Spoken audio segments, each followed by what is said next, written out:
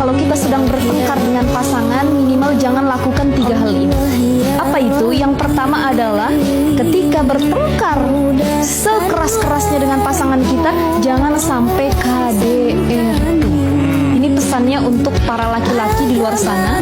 Jadi tidak boleh kekerasan dalam rumah tangga. Sekesel apapun sama istrinya, walat tadribul wajha, kata Rasulullah, jangan engkau pukul wajah istrimu. Yang kedua, jangan caci maki pasangan kita sekesal apapun. Dan yang ketiga, jangan pernah membuka aib keluarga, apalagi pasangan kita sendiri. Orang yang rajin sholat, kita bisa lihat kalau kita ketemu orang, lihat cahaya di wajahnya.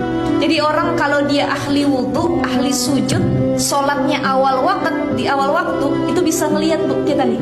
Ini orang wajahnya nenangin. Biar mukanya nggak pakai skincare mahal, biar make upnya kagak mahal, ya make upnya cuma pipa doang. Udah Kelly dia pakai ibaratnya. Cuman kalau kita ketemu sama nih orang, masya Allah, kok tenang ya wajahnya, ada cahaya yang nggak biasa. Padahal dia nggak pakai foundation, nggak pakai pelembab, dia nggak pakai cushion, dia nggak pakai apalah, dia nggak pakai macem-macem. Tapi kalau kita ketemu kok teduh wajahnya, kok enak dipandangnya, kok ada cahaya yang berbeda-beda sama cahaya lampu, pokoknya enak melihatnya. Bisa jadi orang ini adalah orang yang punya tanda tadi min athari sujud, rajin sujud, rajin wudhu. Ketika kita merasakan, ya Allah, saya bersyukur dengan apapun yang kau berikan, alhamdulillah ala kulli hal, itu yang pertama. Yang kedua, kata Imam Al-Ghazali, ciri orang yang bersyukur adalah kalau dia dikasih nikmat oleh Allah Subhanahu wa ta'ala, nikmatnya tersebut dipakai buat ibadah.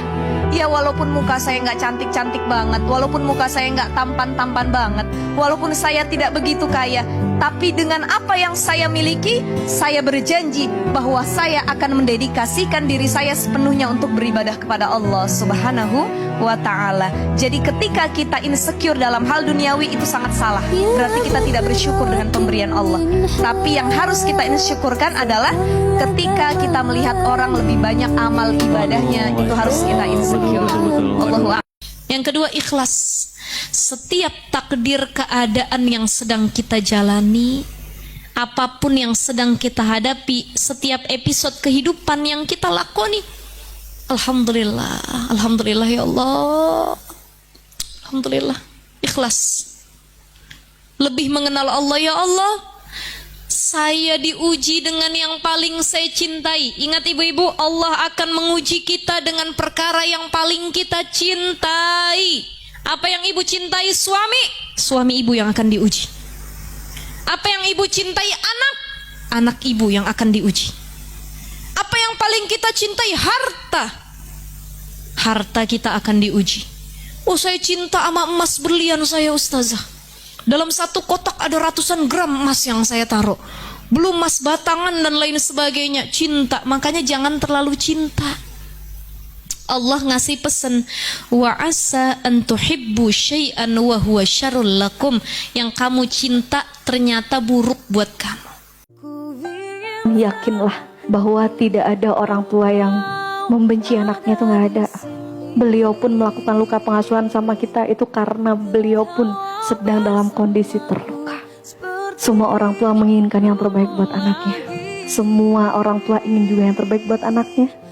Kalau kita ngelihat orang tua kita, coba lihat mama saya, ayah saya kok gini banget ya. Lihat kakek nenek kita, bagaimana beliau mengasuh orang tua kita. Jangan-jangan orang tua kita pun saat ini sedang jumpalitan dengan perasaan bersalahnya, perasaan gagalnya menjadi orang tua. Kita nggak pernah tahu juga, jangan-jangan beliau pun nangis diam-diam. Makasih ya Rob, sampai di titik ini. Makasih ya Allah dikasih cerita begini. Makasih ya Allah.